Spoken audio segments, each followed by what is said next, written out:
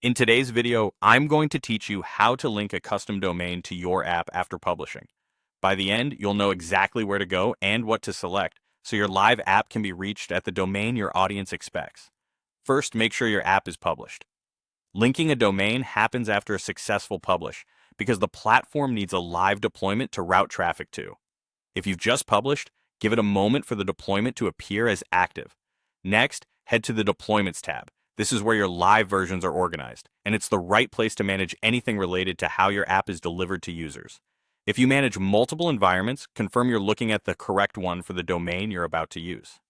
It's common to keep production and staging separate, and linking a domain to the wrong environment can cause confusion for visitors. Inside the Deployments area, open the Settings tab.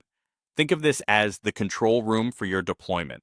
This is where domain, routing, and other deployment-specific preferences live.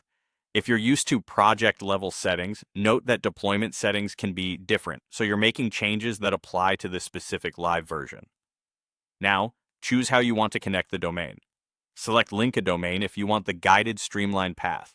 This option is designed to handle the heavy lifting for you and is ideal when you want the platform to manage as much of the setup as possible. It typically provides a clear in-product flow that keeps you focused and reduces the chance of misconfiguration. Alternatively, select Manually Connect from another registrar if your domain is registered elsewhere and you prefer to manage it on your own. This option is great if you already keep domains with a specific provider or you need fine-grained control. Expect the interface to show you exactly what information you'll need to complete the connection on your registrar's side. Read the on-screen instructions closely. They're tailored to the deployment you're working with. A few quick tips as you choose. Decide whether you're linking your root domain or a subdomain to keep your URLs clean and predictable.